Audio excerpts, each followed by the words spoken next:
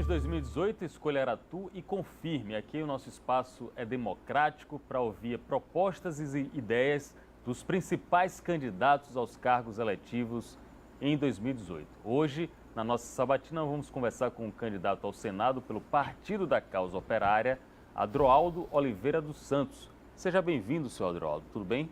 Tudo bem. Boa noite. Obrigado, Pablo. Boa noite a todos os telespectadores do programa Linha de Frente. Eu que agradeço. A partir de agora, o tempo para ele vai ser o mesmo para todos os candidatos que já passaram por aqui. E o Adroaldo, eu quero começar a conversa com o senhor perguntando, estamos 6 de setembro, uma quinta-feira, acaba de acontecer uma situação ainda inexplicada de um atentado contra o candidato a presidente Jair Bolsonaro. Ele recebeu uma facada em Juiz de Fora, Minas Gerais. O que é que o senhor acha, o senhor que é de um partido completamente oposto ao Jair Bolsonaro, o que é que o senhor acha dessa atitude, seu Adroaldo? Então, Pablo, eu estava em uma atividade agora, né? Os companheiros e companheiras da luta contra o golpe, né? São diversos comitês que estão realizando neste momento um ato, atividade de corpo a corpo com a população na Lapa a respeito dessa questão do golpe. Eu ouvi falar, né? A notícia é recente, não tenho maiores detalhes, mas se confirmar, ou enfim, a depender da profundidade do caso, nós estamos vivendo uma situação de um golpe, né? Um golpe que vem lá desde vem se arrastando há muito tempo, desde lá a época do mensalão, né? A perseguição, particularmente a figuras importantes do Partido dos Trabalhadores, que desagou aí para o impeachment de Dilma, né? Onde 54 milhões de votos foram ignorados. E mais recentemente, entre outras coisas, todas as ações do Congresso, do Senado, no que tange a retirada de direitos, e agora a prisão de Lula e todos os ataques que estão sendo desferidos contra Lula. Então é uma situação que mostra... Qual a relação, desculpe interromper, senhor, qual a relação disso que o senhor chama de golpe para essa situação que aconteceu hoje em Juiz de Fora? Isso, eu estou fazendo esse preâmbulo exatamente para chegar à sua pergunta. Então a gente vê que isso é um sintoma de toda a agressão que está sendo desferida contra o conjunto dos trabalhadores. Como eu te falei, a gente não tem maiores detalhes, tá certo? Mas se considerar as recentes declarações, estou falando as mais recentes, porque são várias, do Bolsonaro, aquela que fez a apologia ao crime lá na questão do Acre e os ataques ao pessoal de esquerda, aos militantes, isso evidentemente que causa uma revolta no conjunto da população. Então, em certa medida, os trabalhadores, se confirmar isso aí, está como que utilizando aquilo que é olho por olho, dente por dente. Então, evidentemente que a gente não sai por aí fazendo a apologia ou dizendo que faça isso, faça aquilo, mas os trabalhadores, a população, ela reage de acordo com as armas que são desferidas contra ela. O senhor acha, então, que é uma atitude legítima esfaquear um candidato a presidente da República? Não, eu não falei isso. Eu falei que é um sintoma, uma consequência, possivelmente, de todos os ataques que a população vem recebendo, entendeu? Seria uma reação, então. Isso. Adroaldo Oliveira dos Santos, ele é pai de 3, professor universitário do curso de enfermagem da Universidade Estadual de Feira de Santana. Qual a proposta que um professor universitário levaria em prioridade para o Senado Federal? Bom, inicialmente assim, a proposta não é a proposta do professor, da pessoa Adroaldo, né? A gente não trabalha na política no personalismo, na questão da individualidade do candidato, numa perspectiva talvez como a maioria dos partidos fazem, que é o profissionalismo. Nós somos membros de um partido, que é o Partido da Causa Operária, estamos participando das eleições exatamente, primeiro, como eu falei no início, para denunciar toda a onda de golpe, denunciar a prisão, né, denunciar tudo que está sendo feito contra o líder popular tá certo? Líder das pesquisas, que é Luiz Inácio Lula da Silva, e também apresentar um programa nas eleições dizendo que nós do Partido da Causa Operária, não obstante estarmos nas eleições com candidaturas aí ao governo, deputado estadual, 2 deputados federais, mas nós não temos ilusões e não passamos essa ilusão para o conjunto da população no que tange a que as situações, as reivindicações fundamentais dos trabalhadores serão resolvidas no campo da eleição. Até porque a gente sabe que historicamente na sociedade burguesa, tá certo? Dita democrática, a eleição ela tem, como diria assim, um alvo, que é o alvo contra as organizações menores, como é o caso do Partido da Causa Operária, se a gente for analisar inclusive a questão do tempo, se a gente for analisar que a eleição antes você tinha um período de 3 meses, agora você tem algo em torno de 45 dias, tá certo? Então, as reivindicações elementares dos trabalhadores, que seguramente a gente vai discutir aqui, não se resolve no campo da eleição de um parlamento, que é um parlamento inclusive que aprova tudo contra os trabalhadores. Aí eu fiquei confuso, Adroaldo. Você falou que a eleição não resolve os problemas dos trabalhadores. O senhor desconfia da eleição? O senhor não vê legitimidade na eleição geral, é isso? Veja, nós temos... É um pouco isso aí, Pablo. Nós temos recentemente que eu falo anteontem, nesse campo da eleição, por exemplo, das pesquisas, não foi divulgado algumas pesquisas, tá certo? Onde mostra a situação, a Lula lá em cima nas pesquisas, tá certo? Não foi divulgado exatamente porque uma manobra da eleição. Mas então, não foi divulgado, pelo que eu entendi, porque o TSE proíbe que o ex-presidente Lula seja colocado como candidato. E aí não pode aparecer na pesquisa, não seria isso? Foi bom você citar o TSE, porque o TSE ele é apenas a ponta do iceberg disso que a gente chama do golpe, tá certo? Então, existe todo um golpe, estão sendo diversas ações para evitar que Lula se eleja. E estou falando Lula como exemplo, porque nós do Partido da Causa Operária também somos vítimas no dia a dia desse campo da eleição, que é a eleição burguesa. Então vamos discutir algumas das propostas do PCO, Partido da Causa Operária. Uma das propostas que eu li é a dissolução da Polícia Militar. Por que e como se daria essa dissolução da Polícia Militar? Então, veja, você tem aí diversos candidatos, diversos partidos, tá certo, que utilizam do horário da propaganda eleitoral para fazer promessas, inclusive promessas indevidas, porque, por exemplo, no campo da segurança, nós temos uma situação concreta que é o quê? O assassinato, principalmente de uma população jovem, as estatísticas mostram aí de 15 a 29 anos, que são jovens, em geral, negros, tá certo? Pobre.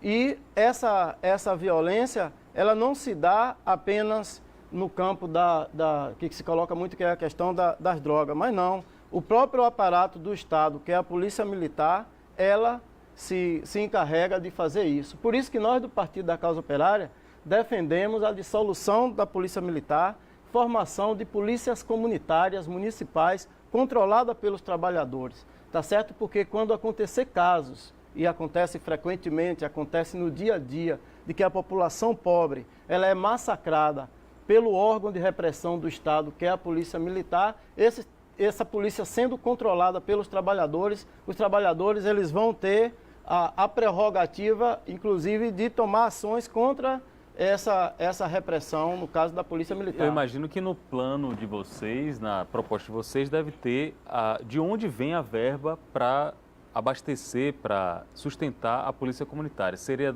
da esfera federal, da esfera estadual ou da esfera municipal? Boa pergunta, apropriada para esse debate, porque no que tange a essa questão do orçamento das 3 esferas, que é federal, estadual ou municipal, nós do Partido da Causa Operária defendemos, inclusive, um imposto único que deve ser direcionado, inclusive, para a autonomia dos municípios. Vejam, de aproximadamente aí 6 mil municípios, 80% dos municípios no Brasil têm até 50 mil habitantes. Isso é um dado importante, por quê? Porque os municípios eles se responsabilizam por diversas políticas públicas, educação, saúde, meio ambiente, e os municípios não têm a contrapartida, tá certo, de forma proporcional no seu orçamento. Então, o que é que isso leva? Isso leva a uma situação de verdadeira crise nos municípios. Então, como é que nós vamos fazer isso? Imposto único, tá certo? Imposto que não vai incidir sobre aquelas insumos, né? Energia, tudo que diz respeito à sobrevivência do trabalhador, mas que vai incidir nos lucros dos grandes capitalistas, nas grandes fortunas. Aí tá você prevê ou repartir como esse montante de dinheiro? Vai ficar quanto para a União, quanto para o Estado e qual percentual para os municípios? Então, evidentemente que isso aí a gente precisa fazer todo um estudo técnico, tá certo? Para você chegar a esse orçamento. Por exemplo, vamos trazer aqui o exemplo da saúde. Na saúde tem lá a lei complementar 141 de 2012, que estabelece que os municípios não devem retirar menos do que 15% do seu orçamento para a saúde. O Estado, 12%, e a União, através da emenda constitucional 86, que foi um golpe também lá do Congresso, ela vai, de forma escalonada, ter um orçamento até 2020 que deve chegar até 19%, 20%. Então, mas o que acontece isso a nível dos municípios? Os municípios estão, digamos assim, com a corda no pescoço. Por quê? Porque a lei refere a 15% e os municípios geralmente retiram mais do que 15%, chega a 25%, 30%, ou seja, proporcionalmente, eu estou dando o exemplo da saúde, os municípios contribuem mais do que a União. Mas tem uma outra coisa importante, Paulo, da gente discutir aqui, que é o seguinte, qualquer discussão que a gente traga aqui, do ponto de vista de orçamento, do ponto de vista de qual é a proposta para a segurança, qual é a proposta para a saúde, ela vai se desaguar em uma situação extremamente complicada, que é o quê?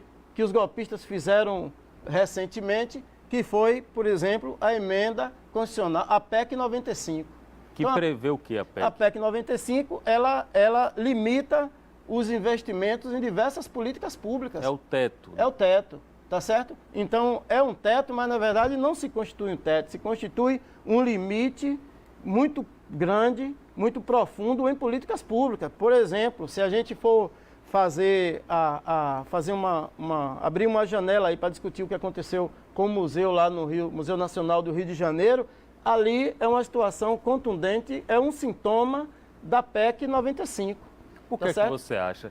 Aí é importante a gente mencionar, porque essa perda do patrimônio imaterial, histórico, cultural, uma tragédia nacional. Isso a gente entra em comum acordo aqui. Não tem nada que a gente possa falar que classifique o que aconteceu ali. Mas até no governo da presidente Dilma Rousseff já houve uma redução significativa no ano de 2016 para os investimentos, para os recursos repassados para o Museu Nacional. O senhor não acha que está realmente difícil para a União, para a Federação, sustentar a cultura ou não? Não, de jeito nenhum. A União ela tem o orçamento, mas ela não tem o interesse político, inclusive cultural, né? De preservar uma memória, de investir na cultura. Exatamente por quê? Porque o que a elite, historicamente ela fez e ela faz no Brasil, é alijar completamente o conjunto da população, estou falando da população trabalhadora, da população excluída da cultura, tá certo? De ter a oportunidade de assistir o seu filme, tá certo? De ir ao cinema, de ir ao teatro. Então a família ela é alijada disso. E isso já se reflete muito no salário mínimo. O salário mínimo no Brasil, tá certo? Que é um salário, digamos assim, um salário de fome, porque se fosse se levar em consideração o que está lá no artigo 7º da Constituição, que o salário mínimo deveria ser o suficiente para a sobrevivência de uma família, esse salário hoje não deveria ser inferior a R$4.000, tá certo? Então, o que acontece? A família, ela fica alijada da cultura, tá certo? Do esporte, exatamente em função de quê?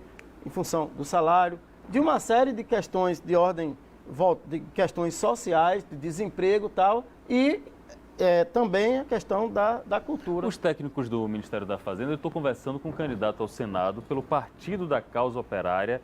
Ele é professor universitário, ele trabalha na Universidade Estadual de Feira de Santana, na UFES, Adroaldo dos Santos. Os técnicos do Ministério da Fazenda, Giovanni, eles argumentam que não dá para aumentar o salário mínimo para esse valor, por exemplo, que o senhor mencionou, R$4.000, em virtude do orçamento não comportar. O orçamento não tem condição, o orçamento brasileiro não tem condição de comportar. Como é que o PCO lidaria com isso, já que sua proposta a proposta do partido é realmente aumentar para esse valor? Então, veja, bom,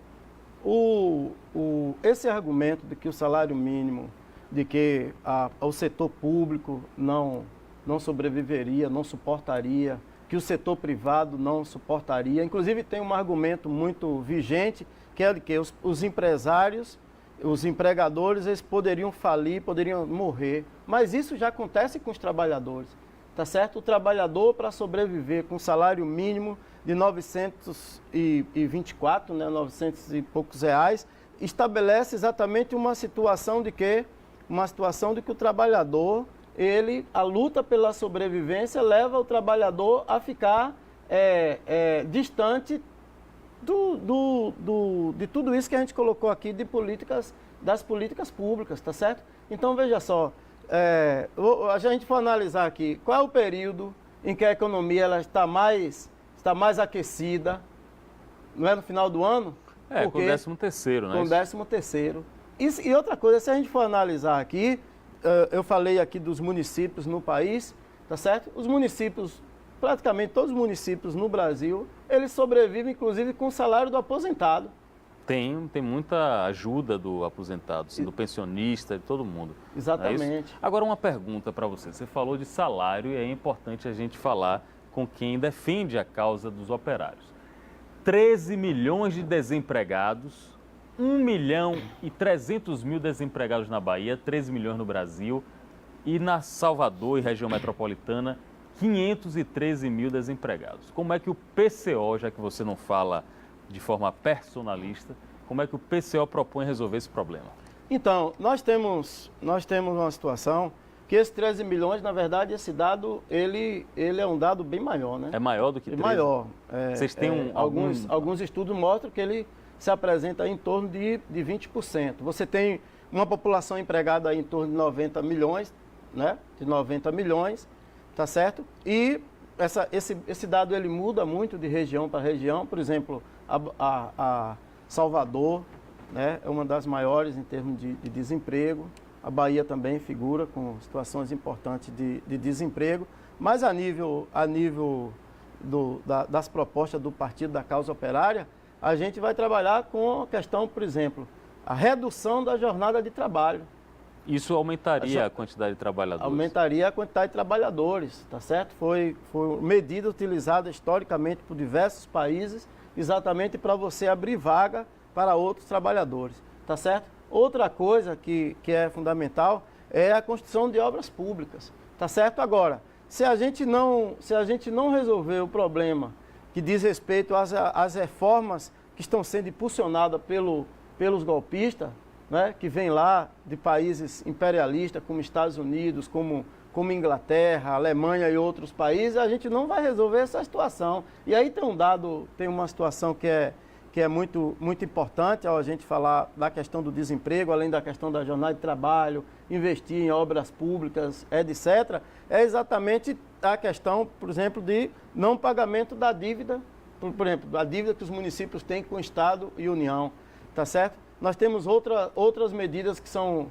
medidas importantes, que é o quê?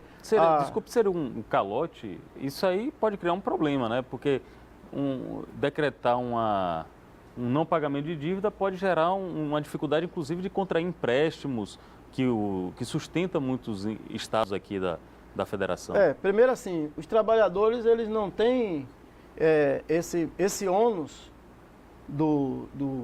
disso que eles falam de dívida, não deve recair sobre os trabalhadores. tá certo?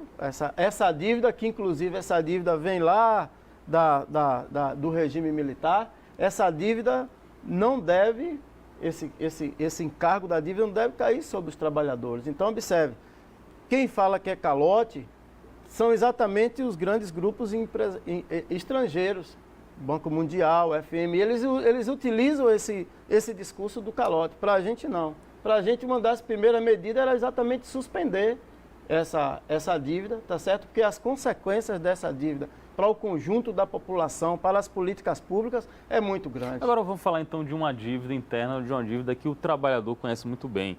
É a dívida com o chamado SPC, o Serviço de Proteção ao Crédito, que suja o nome, usando a linguagem popular, de centenas de milhares de trabalhadores no Brasil. Um candidato do partido PDT, o candidato Ciro Gomes, anuncia no seu programa de governo, nos seus programas do horário eleitoral, que vai conseguir resolver essa dívida. Você também concorda com ele? Não, primeiro assim, o problema da dívida do trabalhador é exatamente em função do salário mínimo, né? Em função de todo o arroxo que é impulsionado, que é direcionado para o conjunto da população, né? O que Ciro Gomes faz é utilizar de uma demagogia, tá certo? Utilizar de uma demagogia, porque a gente sabe que Ciro Gomes, ele tem a base de Ciro Gomes é a base dos empresários. Então, ele tá falando isso aí exatamente nesse momento, exatamente para enganar os trabalhadores. Só que os trabalhadores não estão se deixando enganar e não vão deixar se enganar por essa demagogia de Ciro Gomes. Os trabalhadores sabem exatamente que toda a situação de dificuldade que o trabalhador tem no dia a dia é exatamente em função dos ataques a que eles são submetidos a cada instante. E eu falava a questão do desemprego, nós vamos trabalhar muito na perspectiva da estatização, não é?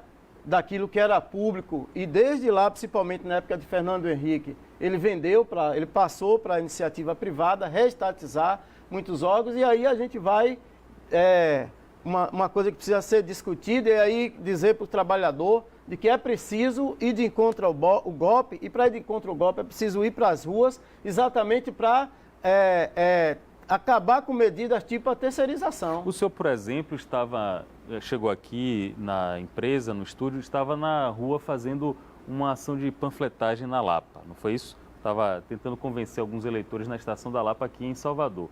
É muito difícil fazer uma campanha sem recursos, como o PCO. Mesmo assim, vocês ainda mantêm a esperança de conseguir eleger pelo menos o segundo senador?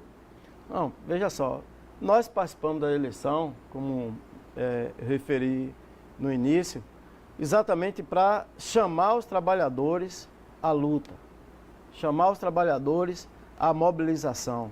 É preciso ganhar as ruas, principalmente nesse momento em que o golpe ele se acentua, tá certo? Então, só o Partido da Causa Operária não tem ilusão, não é um candidato, não é um governo, não é um prefeito, não é um presidente que vai mudar e resolver as reivindicações elementares do conjunto da população trabalhadora. É exatamente a população nas ruas, tá certo? Inclusive nós chamamos a atenção dos trabalhadores no sentido de que os trabalhadores devem se organizar através de comissões de fábricas, se organizar, inclusive nesse momento, formar comitês de luta contra o golpe lá no bairro, lá na sua rua, tá certo? Lá na sua escola, na associação de moradores. Exatamente, entre outras coisas, a gente precisa, inclusive nós, Partido da Causa Operária, chamamos a atenção, inclusive, da CUT, né, do conjunto dos sindicatos, para a necessidade de uma verdadeira e grande greve geral nesse momento para impulsionar toda uma campanha contra o golpe. Então a gente aproveita a eleição exatamente para isso. Então a gente não ilude o trabalhador dizendo: se você eleger Adroaldo, se você eleger Orlando, se você eleger Y, X, Z, você vai resolver o problema da população. Exatamente porque o golpe, ele como alguns falam, o golpe ele teve a sua feição institucional parlamentar, tá certo? Ele tem a sua feição no judiciário. Então você tem toda uma situação que precisa ser extirpada exatamente com os trabalhadores. Só os trabalhadores é capaz de fazer isso. O senhor falou em greve geral e recentemente a gente vivenciou uma greve dos caminhoneiros, que foi para grande parcela dos trabalhadores. Foi uma greve, principalmente nos dias finais, foi uma greve muito difícil de enfrentar. O senhor concorda com a mobilização dos caminhoneiros, como foi feita daquele jeito? Concordamos e chamamos os companheiros e companheiras que são caminhoneiros, né, que atuam nessa profissão, para ganhar as ruas, quiçá em uma greve. Que esses companheiros e companheiras chamem os sindicatos, mobilizem lá as entidades, exatamente para uma grande greve nesse país, né? E, inclusive, é preciso dizer de que, diferentemente do que a grande mídia coloca, que do que está por detrás da greve dos caminhoneiros, a gente diz exatamente que o que está por detrás da greve, o que esteve por detrás da greve, o que motivou, o que impulsionou a greve dos caminhoneiros é exatamente a ação do golpe, tá certo? A ação do golpe, que é lá na questão do combustível, tá certo? E está mostrando aí exatamente que o parlamento, o próprio Michel Temer, eles fizeram o quê? Um engodo contra os trabalhadores caminhoneiros, que a gente diz que é importante, sim, um novo movimento, como foi muito importante para o Brasil o movimento dos caminhoneiros, essa paralisação que eles fizeram. Candidato Adroaldo Santos, o senhor que é candidato ao Senado pelo PCO, estamos finalizando a entrevista no tempo dedicado igualmente a todos os candidatos aqui na Aratu e no Aratu Online. O senhor tem mais 1 minuto para mandar o recado que o senhor desejar para a comunidade de Feira de Santana, de Salvador e para todos os seus eleitores. Ok, primeiro agradecer ao espaço, tá certo? E dizer à população trabalhadora, a todos que estão assistindo esse programa, que a única alternativa para superar todos esses ataques que estão sendo desferidos contra os trabalhadores no campo da saúde, no campo do emprego, no campo da segurança, só resolve com os trabalhadores nas ruas. É preciso tomar as ruas exatamente nesse momento que o maior líder desse país está em uma prisão e está sendo aí condenado, inclusive, a não participar das eleições na condição de candidato a presidente. É um verdadeiro estado de exceção, é uma verdadeira ação antidemocrática contra não só o Lula, mas, enfim, contra todos os movimentos, contra todos os trabalhadores. Só as ruas, a gente precisa ganhar as ruas, quem sabe até numa perspectiva de uma rebelião popular contra os golpistas. Candidato Adroaldo Santos, muito obrigado pela presença. Aqui é o Espaço Democrático do Linha de Frente da Aratu, do Aratu Online, mantendo o compromisso da cidadania, da democracia. Aqui é pergunta e resposta, sem pelotão de fuzilamento, sem agressão, sem críticas. As críticas cabem a você, eleitor, decidir, escolher o que tem de melhor para o nosso futuro a partir de 7 de outubro. Voltaremos na semana que vem, ouvindo todos os candidatos ao Senado e todos os candidatos ao governo da Bahia. Essa é a nossa missão, esse é o nosso compromisso, porque eleições 2018, você escolhe Aratu e confirma. Um abraço e até a próxima.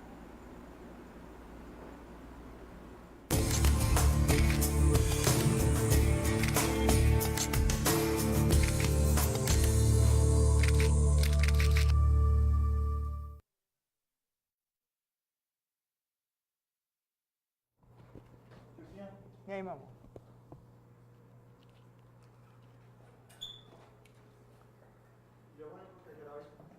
Ai. Oi, meu amor.